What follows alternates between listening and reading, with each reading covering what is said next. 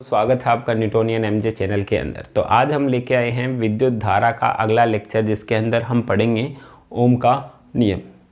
तो ओम का नियम बहुत ही सिंपल और बहुत ही फेमस नियम है, जो कि हमने पहले 10th क्लास के अंदर भी पढ़ा होगा।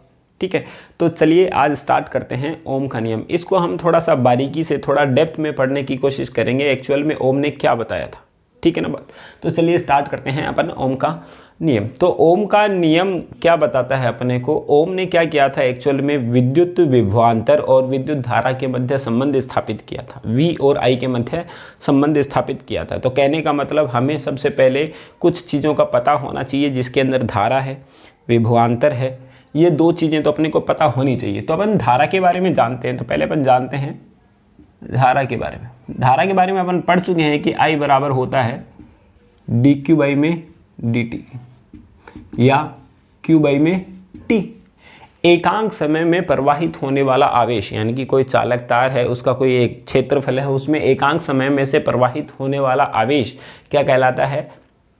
विद्युत धारा कहलाती है। और हम आवेश को क्या बोल सकते हैं? इलेक्ट्रॉनों की संख्या, क्योंकि अपन जानते हैं कि जो आवेश है वो Q बराबर Ne होता है। तो अपन जानते हैं कि Q बराबर Ne बाई में T, यानी कि एकांक समय में प्रवाहित होने वाले कुल इलेक्ट्रॉन्स। ठीक है, तो वही क्या कहलाती है? विद्युत धारा कहलाती है। एक बात क्लियर है? ठीक है। सेकेंड पॉइंट है अपने पास में V, विभवांतर।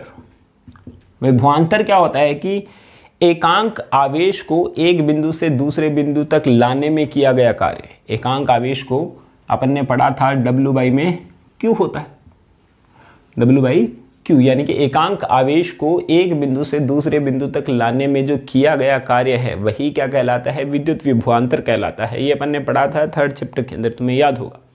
ठीक है, एक अपन जानना है, अपने को एक पता होना चाहिए कि चालक तार क्या होते हैं। तो चालकों के बारे में अपन जानते हैं कि जिनके अंदर से धारा प्रवाहित हो सकती है, वो पदार्थ क्या कहलाते हैं? चालक पदार्थ कहलाते हैं।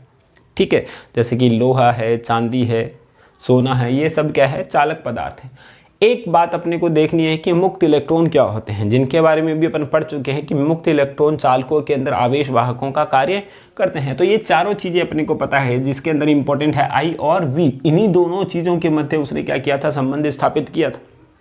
ठीक है, तो थोड़ा सा ध्यान बनाइएगा कि बहुत ज़्यादा इंपॉर्टेंट चीज़ है। तो उसने क्या किया कि हम जानते हैं कि अपने पास में कोई चालक तार है। ये चालक तार अपन ने लिया, कोई भी चालक तार ले सकते हैं। तो ये अपन ने चालक तार लिया है। ठीक है, तो यहाँ पे अपन जानते हैं कि कोई भी चालक तार है, उसके अंदर मुक्त इलेक्ट्रॉन पाए जाते हैं। कोई भी चालक तार है, उसके अंदर मुक्त इलेक्ट्रॉन पाए जाते हैं, और वो मुक्त इलेक्ट्रॉन यादृच्छिक रूप से गति करते रहते हैं। जाना है, अपन ने पढ़ा है। इसी वजह से तो इनका जो औसत वेग प्राप्त हुआ करता था, वो कितना होता था? 0। ठीक है, लेकिन अगर मैं इन चालक तार के दोनों सिरों पर एक बैटरी आरोपित कर दूं, एक बैटरी आरोपित कर दें, ये बैटरी आरोपित अपन ने कर दी, ये पॉजिटिव ले लिया, ये नेगेटिव ले लिया, ये V विभवांतर है इसका। ठीक है, तो ये सिरा अपन ने लिया P और ये सिरा क्या लिया? Q। क्लियर बात। तो अगर हमने बैटरी आरोपित कर दे इसके सिरों पर, तो इसके अंदर जो उपस्थित मुक्त इलेक्ट्रॉन है, यहाँ पर जो मुक्त इलेक्ट्रॉन है, जैसे कि मान लीजिए ये मुक्त इलेक्ट्रॉन है, ये मुक्त इलेक्ट्रॉन है, बहुत सारे मुक्त इलेक्ट्रॉन हैं। तो ये मुक्त इलेक्ट्रॉन है, ये क्या होगा? ये सारे के सारे गति करने लग जाएंगे। तो यहाँ पे अपन ने देखा कि जैसे ही अपन बैटरी लगाते हैं, तो P से Q की ओर एक विद्युत क्षेत्र उत्पन्न हो जाता है। ठीक है, और इलेक्ट्रॉन और धारा प्रवाहित होती है इस साइड में। धारा प्रवाहित होती है इस साइड में, क्योंकि अपन ने पढ़ा है कि पॉजिटिव से नेगेटिव की ओर धारा प्रवाहित होती है, और इलेक्ट्रॉन हमेशा गति करते हैं किस साइड में? धारा के विपरीत। क्लियर बात।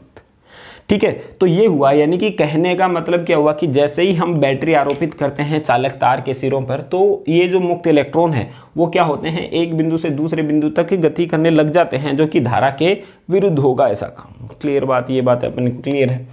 तो अब हम देखते हैं। तो अब देखो कि भाई पहले जो इलेक्ट्रॉन थे वो यादृच्छिक रूप से कहीं पे भी गति कर रहे थे। अब ये इलेक्ट्रॉन बिंदु Q से कहाँ तक पहुँच रहे हैं? बिंदु P तक पहुँच रहे हैं। Q से कहाँ तक है? बिंदु P तक पहुँच रहे हैं। तो यहाँ से यहाँ तक अपने को क्या करना पड़ेगा? इसको ले जाना पड़ेगा। यहाँ से इस जगह से यहाँ तक अपने को क्या करना पड़ेगा, इसको ले जाना पड़ेगा। यानी कि इसको पकड़ के अगर मैं इलेक्ट्रॉनों को यहाँ से यहाँ तक लेके जा रहा हूँ तो ले जाने में अपने को क्या कार्य करना पड़ेगा। तो आवेश को बिंदु P से Q तक, नहीं Q से बिंदु P तक ले जाने में किया गया कार्य क्या हुआ, आवेश को Q से P तक ले जाने में किया गया कार्य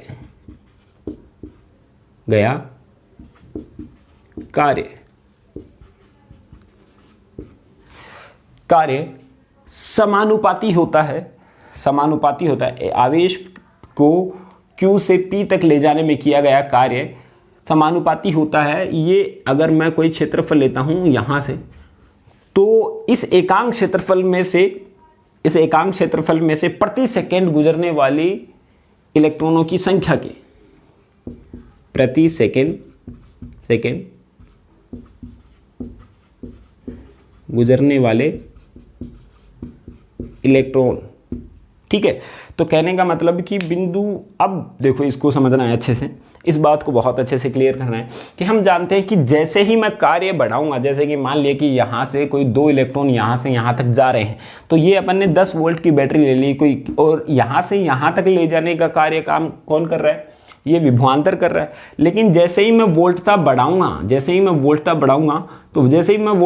तो ये जो क्या होगा, इलेक्ट्रॉन ये ज़्यादा जाएंगे इस साइड में, ठीक है। तो ज़्यादा इस साइड में गति करेंगे, तो ज़्यादा इस साइड में गति कर रहे हैं, तो अपन ने क्या किया, कार्य बढ़ाया। क्या किया है, कार्य बढ़ा दिया, कोई दिक्कत नहीं है। अब जैसे ही मैं कार्य बढ़ाऊंगा तो प्रति सेकंड यहां से गुजरने वाले इलेक्ट्रॉन, पहले तो धीरे धीरे चल रहे थे यहाँ पे, है ना, कहने का मतलब पहले यहाँ से 2 इलेक्ट्रॉन गुजर रहे थे, लेकिन जैसे ही अपन ने बैटरी लगाई है, ज़्यादा इसकी वोल्टेज बढ़ाई है, तो प्रति सेकंड उससे गुजरने वाले इलेक्ट्रॉनों की संख्या भी तो बढ़ जाएगी। और प्रति सेकेंड जो गुजरने वाली इलेक्ट्रॉनों की संख्या है, उससे ही तो अपन क्या कहते हैं, धारा कहते हैं। क्या कहते हैं, धारा कहते हैं। जबकि आवेश को बिंदु Q से P तक लाने में जो किया गया कार्य वो क्या कहलाता है, विभवांतर कहलाता है। यानी कि कहने का मतलब V समानुपाती I प्राप्त होता है, V समानुपाती I प्राप्त होता है। तो ये बात बताई थी किसने, ओम ने। यानी कि विभवांतर को अगर मैं बढ़ाऊंगा तो धारा का मान भी बढ़ेगा। अब इसमें ये कोई ज़्यादा बड़ी बात नहीं लगती है मुझे, अगर मैं देखता हूँ तो कोई ज़्यादा बड़ी बात नहीं है। मैं भी बोल सकता हूँ, आप भी बता सकते हो कि अगर कोई चालक तार है उसके ऊपर मैं 10 वोल्ट की बैटरी लगाता हूँ, 10 वोल्ट की बैटरी लगाता हूँ तो कुछ करंट फ्लो होता है, ठीक है। अगर आप उसी बैटरी की जगह पर आप 50 वोल्ट की बैटरी लगाएं तो क्या होगा, करंट ज़्यादा फ्लो होगा। तो यही बात उसने बताई कि यहाँ पे अगर मैं बैटरी की पावर बढ़ाऊंगा, वोल्टेज बढ़ाऊंगा, विभवांतर बढ़ाऊंगा तो धारा का मान भी बढ़ेगा, ठीक है कि नहीं। तो अगर ऐसा है तो ऐसा तो अपन भी बता सकते थे, अपने को भी कुछ कोई छोटा मोटा प्राइज तो मिल ही जाता, नोबेल नहीं मिलता तो, ठीक है। तो यहाँ से ये एक बात समझ में आती है। लेकिन खास बात क्या है, खास बात देखो क्या है कि इसने क्या बताया कि खास बात है ये निशान समानुपाती रूप से बढ़ता है। अब हम क्या कर सकते हैं, जैसे कि इसको समझने के लिए एक एग्जाम्पल लेता हूँ, उससे शायद अपने को क्लियर हो कि कोई चालक तार है, ठीक है। ये कोई चालक तार अपन ने लिया, ठीक है। इसके ऊपर अपन ने क्या किया है, बैटरी आरोपित की है, ठीक है। अब मैं इसके अंदर V का मान लिख देता हूँ और 1 लिखता हूँ I का मान, ठीक है। जैसे ही मैं इसको 1 वोल्ट करता हूँ तो ये आती है 2 एम्पियर, ठीक है। ऐसे ही अगर मैं इसको 2 वोल्ट करता हूँ तो ये आती है 4 एम्पियर। ऐसे ही इसको मैं 3 वोल्ट करता हूँ तो ये आती है 6 एम्पियर, ठीक है। अगर मैं इसी जगह पे कोई दूसरा चालक तार लेता हूं, कोई भी तार लेता हूं, अगर V ऐसे आता, V और ये I है, तो यहां पे किया मैंने 1 वोल्ट तो यहां पे आया 2 एम्पियर, ठीक है। यहां पे किया 2 वोल्ट तो यहां पे आया 3 एम्पियर। यहां पे किया 3 वोल्ट तो यहां पे आया 4 एम्पियर। अब तुम देखो इसने क्या बताया कि V अगर बढ़ेगा तो I भी बढ़ेगा, V अगर बढ़ेगा तो I भी बढ़ेगा। ये बात हम भी बता सकते थे, तो यही बात की तो अपन चर्चा कर रहे हैं। अगर यहाँ पे ये निशान को अभी तक इसने नहीं बताया है, अपन बताते तो ये बताते कि अगर V बढ़ता तो I भी बढ़ता। तो V बढ़ाने पर जैसे कि 1 वोल्ट था तो यहाँ पे करंट कितना था, 2 एम्पियर, ठीक है। यहाँ पे 2 वोल्ट किया तो यहाँ पे कितना आया, 4 एम्पियर। यानी कि V बढ़ा तो I भी बढ़ा, ठीक है। इसी कंडीशन के अंदर आप देखो तो 1 वोल्ट है तो यहाँ पे कितना है, 2 एम्पियर है, ठीक है। ऐसे 2 वोल्ट किया तो यहाँ पे 3 एम्पियर, यानी कि करंट तो इस कंडीशन में भी बढ़ा है, करंट तो इस कंडीशन में भी बढ़ा है, जैसे ही अपन ने वोल्टेज बढ़ाया है, लेकिन इस कंडीशन के अंदर भी क्या हुआ है, धारा बढ़ी है। तो अपन ये बात बताते, ठीक है, लेकिन ये चीज गलत है ओम के नियम के अनुसार, क्योंकि समानुपाती रूप से नहीं बढ़ा है। ये क्या बताता है कि अगर हर कंडीशन के अंदर देखो, हर एक पॉइंट के ऊपर जो धारा है, जैसे कि 1 वोल्ट है तो वो 2 गुना बढ़ रही है, ठीक है, 2 गुना ऐसा है, लेकिन इसके अंदर ऐसा नहीं है। तो ये जो चीज बताती है, अगर इसने क्या कहा कि अगर मैं 2 वोल्टेज करंट बढ़ाऊंगा तो करंट भी उसी गुना के अनुपात में बढ़ेगी, यही इसकी खास बात थी। तो यही है अपने पास में ओम का नियम। बात समझ में आती है? तो यहाँ पे अपने को क्लियर हो गया है कि भाई ओम का नियम क्या होता है। कहने का मतलब अगर अपन V का मान बढ़ाते हैं, V का मान बढ़ाते हैं तो समानुपाती रूप से धारा का मान भी बढ़ता है। अगर मैं सिर्फ इतना कहता कि V का मान बढ़ाने पर I का मान भी बढ़ता है तो ये गलत होता। ये क्या होता, गलत होता। इतना अपन बता सकते थे आसानी से। अपने को भी थोड़ा सा नॉलेज से पता चल रहा है, इतनी नॉलेज तो अपने को हो ही गई है कि इतना तो होना चाहिए, लेकिन ये बहुत इंपॉर्टेंट साइन इसने बताया। तो अब इसको सॉल्व करने पे क्या बताया कि V बराबर, जैसे ही समानुपाती का निशान हटाते हैं तो अपन जानते हैं कि एक कांस्टेंट आता है, तो ये होता है RI, ठीक है। V बराबर IR भी अपन इसको लिख सकते हैं, और जहाँ पे R क्या है, प्रतिरोध है, क्या है, प्रतिरोध कहलाता है, ठीक है बात।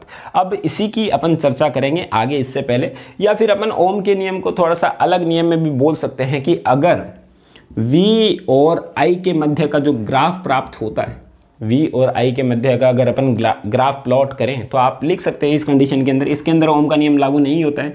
तो ये 1, ये 2 ले लेता हूँ, ये 3 ले लेता हूँ, ये 4, ये 5, ये 6, ये 1 2 3 4 5 6, यहाँ पे 1 2 3 4 5 6, तो यहाँ पे मैं वोल्टेज ले लेता हूँ, यहाँ पे मान लिया कि I ले लेता हूँ।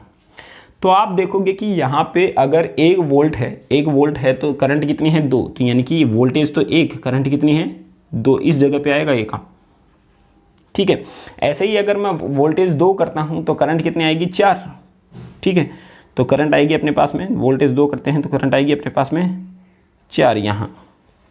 ऐसे ही अगर मैं वोल्टेज 3 करता हूँ, वोल्टेज 3 करूँगा तो करंट कितनी आ रही है, 6 एम्पियर हो रही है, तो यहाँ पे ये प्राप्त हो रही है। तो इस जगह पे अपने को पता चल रहा है कि V और I के मध्य का जो ग्राफ प्राप्त हो रहा है वो एक सतत रेखा प्राप्त हो रही है, एक सीधी रेखा प्राप्त होती है। कहने का मतलब V और I के मध्य में जो संबंध है वो एक सीधा संबंध है, एकदम लीनियर रेखा के रूप में वो प्राप्त होती है।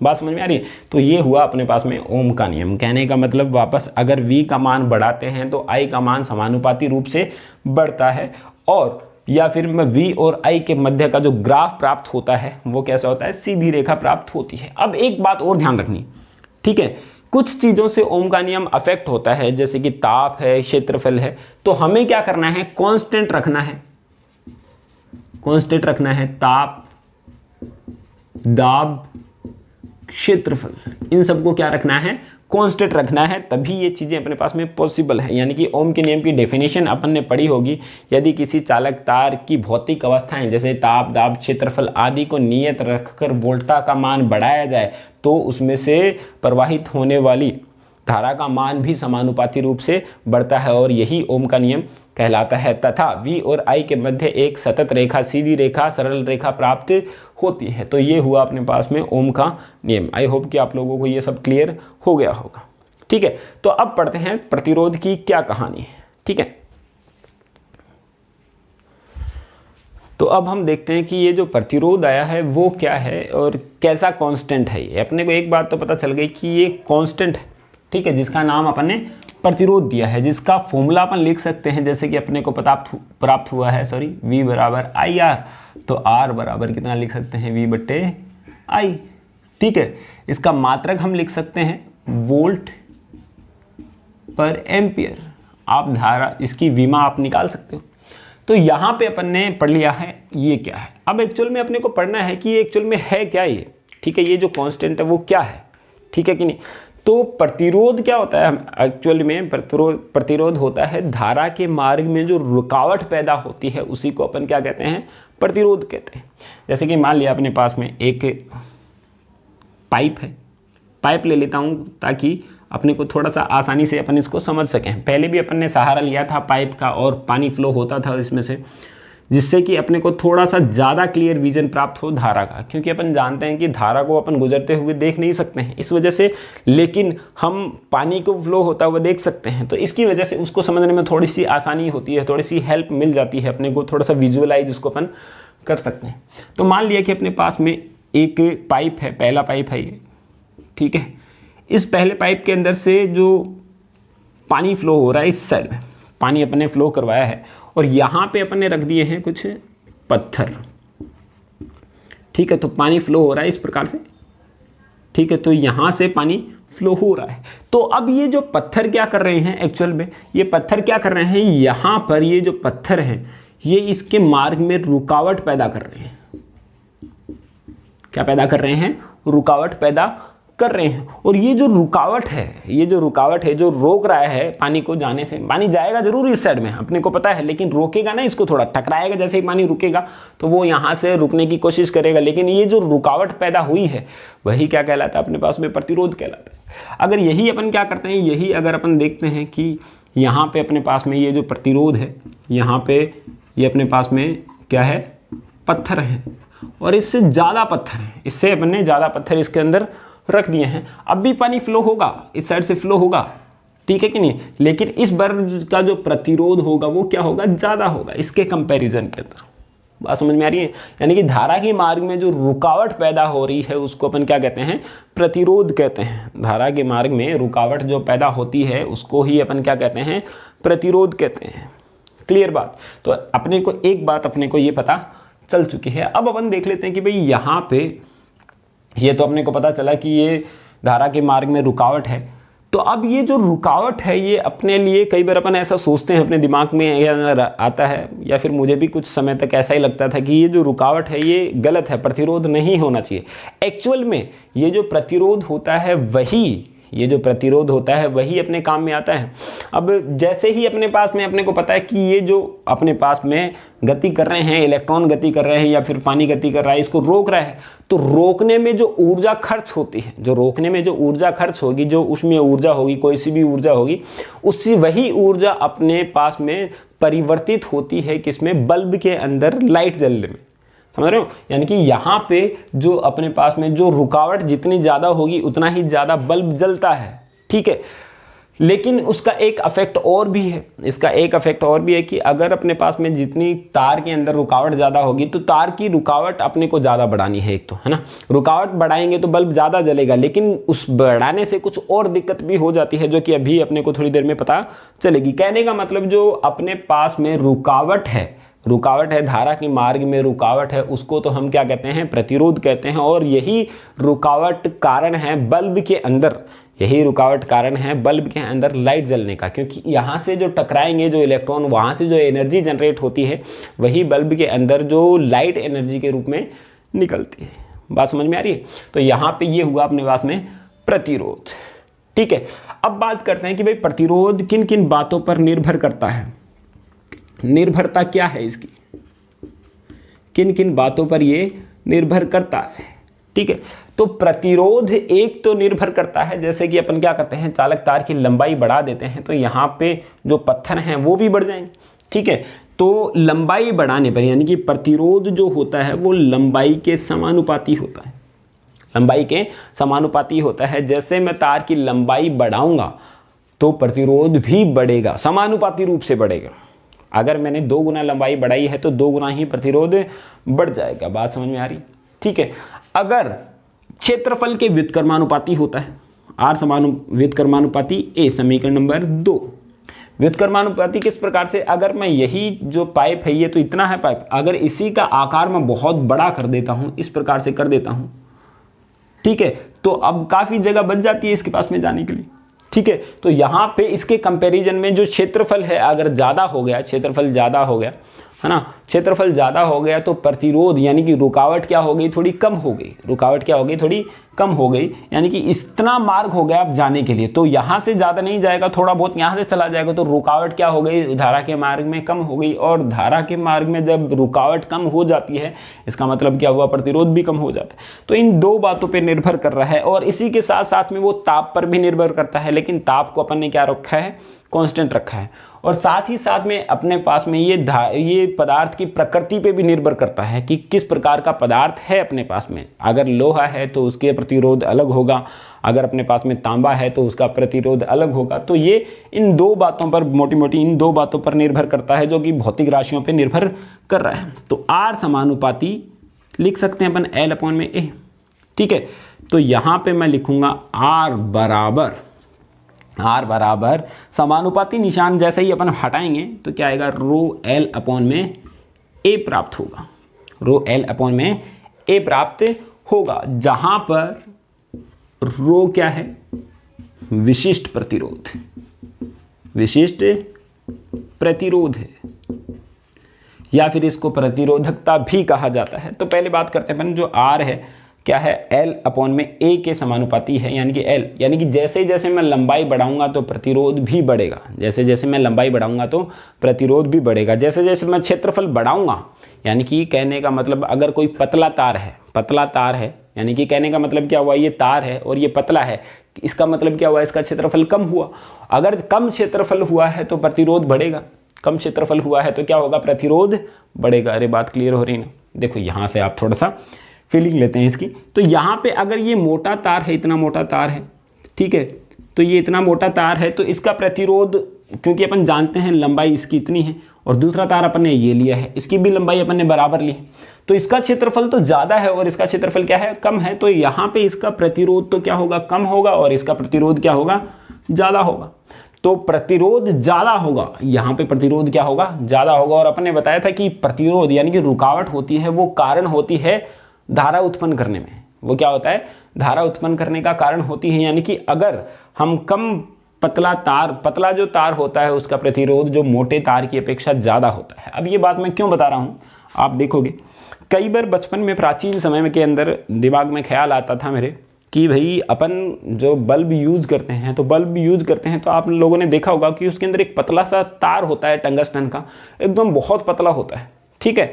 अब वो क्या होता था, जैसे ज़्यादा बल्ब जो लाइट आती थी तो वो उड़ जाता था, तो मैं सोचता था कि भाई इतना पतला क्यों लगा रखा है, इतना पतला तो उड़ेगा ही ना, थोड़ा सा भी हिल जाएगा तो वो टूट जाएगा, मोटा ही लगा देते, है ना, टूटता नहीं, कितना फ़ायदा होता अपने को, है कि नहीं। बल्ब लगाते और जलता है, वो ख़राब ही नहीं होता, 20-25 रुपये का आता है, नहीं तो महीने 1.5 महीने में वो ख़राब हो ही जाता था, तो जिससे वो बहुत ज़्यादा परेशानी होती थी। तो मेरे दिमाग में आइडिया आता था कि भाई इसको मोटा करना चाहिए, ये बेवकूफ़ है, ठीक है। अब क्योंकि तब तक मैंने ओम का नियम तो पढ़ा नहीं था, तो अब पता चला कि ओम का नियम क्या बताता है कि पतला तार होगा तभी तो ज़्यादा ऊष्मा, तभी तो क्या होगा अपने पास में, तभी तो क्या होगी उसके अंदर वो क्या होगा, प्रतिरोध बढ़ेगा, और प्रतिरोध बढ़ेगा तो वही ऊर्जा क्या होती है, लाइट में प्राप्त होती है। अगर मोटा तार तुम जोड़ भी दोगे तो उतनी ज़्यादा लाइट प्राप्त अपने को नहीं होगी जितना कि पतले तार से अपने पास में होती है, ठीक है। बहुत मज़ेदार बात है ना ये, तो बहुत ही इंपॉर्टेंट अपने को बात पता चलती है। फिर बाद में एक और ख्याल आता है दिमाग के अंदर कि अगर ऐसा ही है तो हम तार को और पतला करते जाएं तो और भी ज़्यादा बढ़िया है,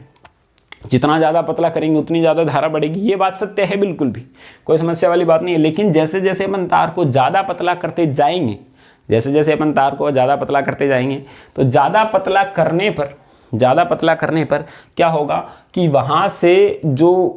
वहाँ से अपने पास में जो इलेक्ट्रॉन जाएंगे तो इसी मार्ग से जाएंगे, तो उतने के उतने ही, तो टक्करें ज़्यादा बढ़ जाएंगी। तो टक्कर ज़्यादा बढ़ने की वजह से क्या होता है कि वहाँ का तापमान बढ़ जाता है। क्या बढ़ जाता है, तापमान बढ़ जाता है। और तापमान बढ़ने की वजह से वो क्या होता है, तापमान बढ़ेगा तो वो थोड़ा गर्म हो जाता है, और गर्म होने की वजह से वो टूट सकता है, जल सकता है। इस वजह से बहुत ज़्यादा पतला भी अपन बना सकते हैं तार, लेकिन जलने का डर अपने साथ में रहता है, क्योंकि जैसे जैसे अपने को पता है कि अगर रास्ता कम मिलेगा तो टक्करें ज़्यादा होंगी, और टक्करें ज़्यादा होंगी तो तापमान बढ़ेगा, और तापमान बढ़ेगा तो वो जल सकता है। तो अपन मोटा रखने में भी बहुत ज़्यादा दिक्कत है, मोटा रखेंगे तो अपने को ज़्यादा रोशनी नहीं मिलेगी।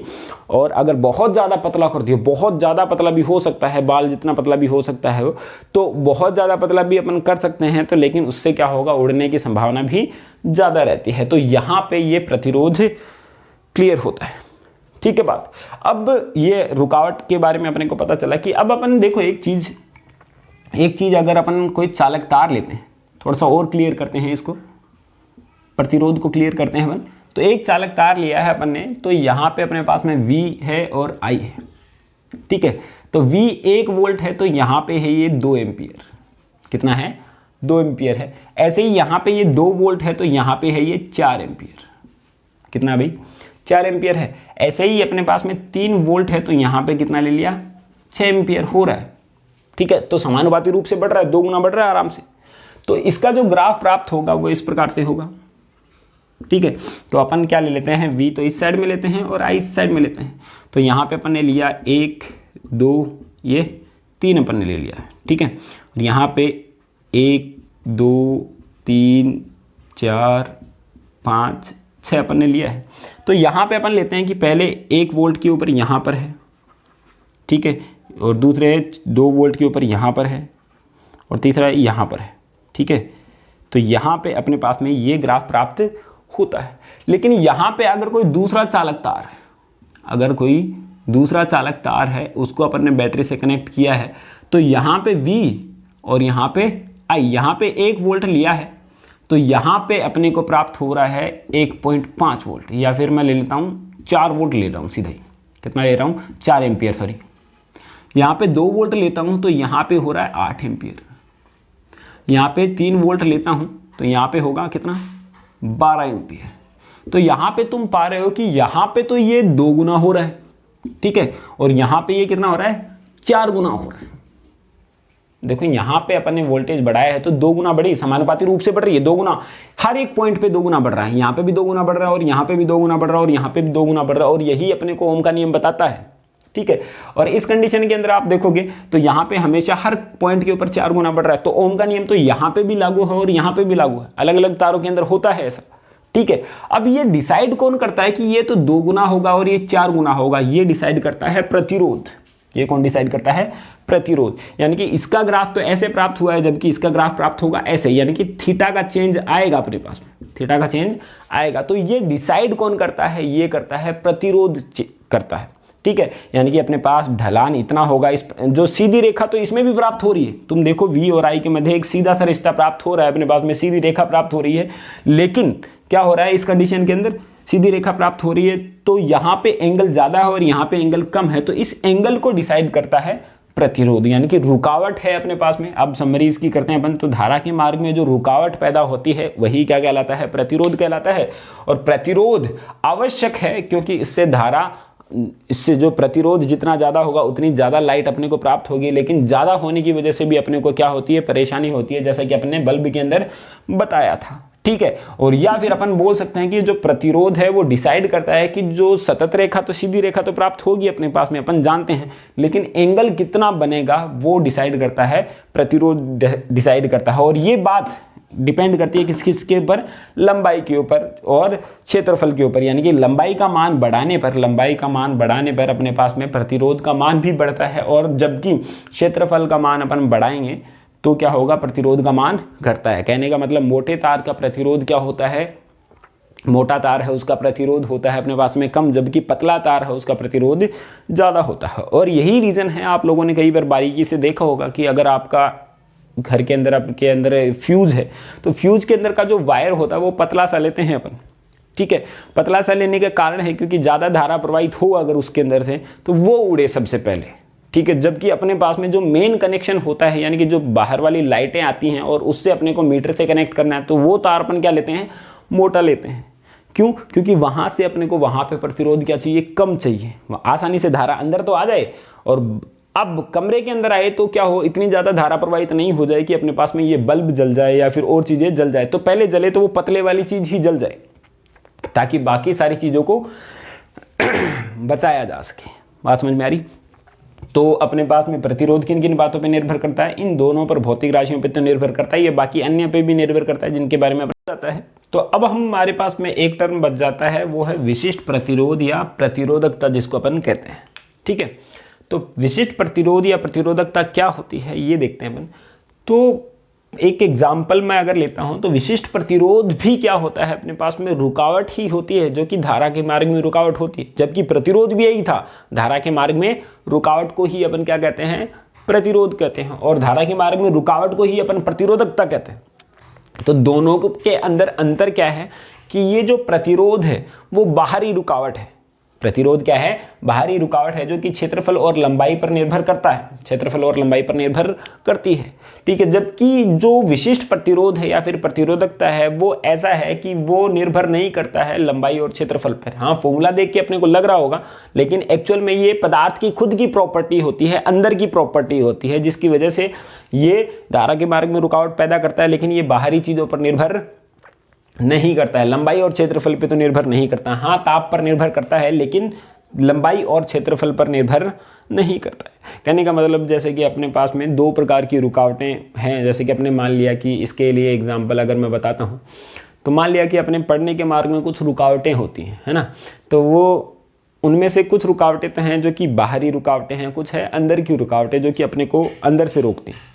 जैसे कि बाहरी रुकावटों के अंदर अगर मैं बात करता हूँ तो मोबाइल है, मोबाइल की वीडियोज़ हैं, टेलीविज़न है, तो ये सब चीज़ें क्या हैं, बाहरी रुकावटें हैं जो कि अपने को बाहर से करती हैं कि भाई पढ़ना नहीं है, ये इसमें ज़्यादा अच्छा लग रहा है अपने को, तो अपन पढ़ते भी नहीं हैं, वो अपने कन्फ्यूज हो जाते हैं। जबकि अंदर की रुकावट क्या होती है, जब अपन कुछ नहीं कर रहे हैं, कुछ काम नहीं कर रहे हैं, है ना, मानना तो अपन मोबाइल देख रहे हैं, ना ही अपन टीवी देख रहे हैं, फिर भी कई बार ऐसा होता है कि अपना मन नहीं कर रहा होता है, कि मन नहीं कर रहा पढ़ने का यार, है ना, तो ये मन नहीं करना, ये क्या है, अंदर की रुकावट है। कई बार मूड खराब होना है, तो ये सारी क्या है, अंदर की रुकावटें हैं। तो दोनों बातें आपको क्लियर हो गई होंगी। तो मेन इंपॉर्टेंट बात क्या है, ये लंबाई और क्षेत्रफल पे निर्भर नहीं करती है। जब इसके क्वेश्चंस करवाएंगे तो अब आपको थोड़ा सा और क्लियर होगा कि ये इस बात को आप लिख सकते हो कहीं पर कि ये जो अपने पास में विशिष्ट प्रतिरोध है या प्रतिरोधकता है, ये लंबाई और क्षेत्रफल पे निर्भर नहीं करती है।